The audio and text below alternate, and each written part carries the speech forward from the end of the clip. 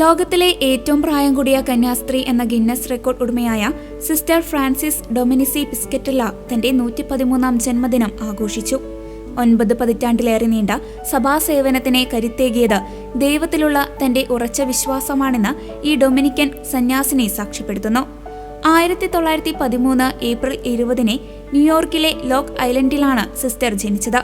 തന്റെ ദീർഘായുസ്സിനെ കുറിച്ച് ചോദിച്ചപ്പോൾ എന്റെ മനസ്സും എപ്പോഴും ദൈവത്തിലാണ്, ഈ വർഷങ്ങളിലെല്ലാം എന്നെ താങ്ങി നിർത്തിയത് അവിടുന്നാണ് എന്ന് സിസ്റ്റർ ഫ്രാൻസിസ് നിറഞ്ഞ വിശ്വാസത്തോടെ മറുപടി നൽകി. തന്റെ ആയുസ് ദൈവത്തിന്റെ ദാനമാണെന്നും അത് അവിടത്തേക്ക് സമർപ്പിക്കാനാണ് താൻ ശ്രമിക്കുന്നതെന്നും സിസ്റ്റർ വിശ്വസിക്കുന്നു. 110 വയസ്സുള്ളപ്പോഴും ദിവസവും കുർബാനയിൽ സംബന്ധിക്കുവാനും പ്രാർത്ഥനയിൽ സമയം ചെലവഴിക്കാനും സിസ്റ്റർ ശ്രദ്ധിച്ചിരുന്നു. 2 വയസ്സുള്ളപ്പോൾ ഉണ്ടായ ഒരു അപകടത്തിൽ സിസ്റ്റർക്ക് തന്റെ ഇടതു കൈയുടെ ഭൂരിഭാഗവും നഷ്ടപ്പെട്ടിരുന്നു. എന്നാൽ ഈ ശാരീരിക പരിമിതി തന്റെ ദൈവവിളിക്കോ പ്രവർത്തനങ്ങൾക്കോ തടസ്സമാകാൻ സിസ്റ്റർ ഫ്രാൻസിസ് അനുവദിച്ചില്ല. ദൈവം എനിക്കൊപ്പമുണ്ട് എന്ന ബോധ്യം സിസ്റ്ററെ കർമ്മനിരതയാക്കി. 52 വർഷം അധ്യാപികയായി സേവനമനുഷ്ഠിച്ച സിസ്റ്റർ ഒരു കൈകൊണ്ട് ബ്ലാക്ക് ബോർഡിൽ എഴുതിയിരുന്നത് ഇന്നും അത്ഭുതത്തോടെയാണ് കുട്ടികൾ ഓർക്കുന്നത്.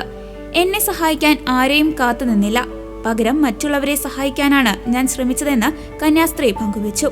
തന്റെ ദീർഘായുസിനിടയിൽ 9 മാർപ്പാപ്പമാരെയും 20 അമേരിക്കൻ പ്രസിഡന്റുമാരെയും സിസ്റ്റർ കണ്ടു. 2 ലോകമഹായുദ്ധങ്ങൾക്കും നിരവധി പകർച്ചവ്യാധികൾക്കും സിസ്റ്റർ സാക്ഷിയായി.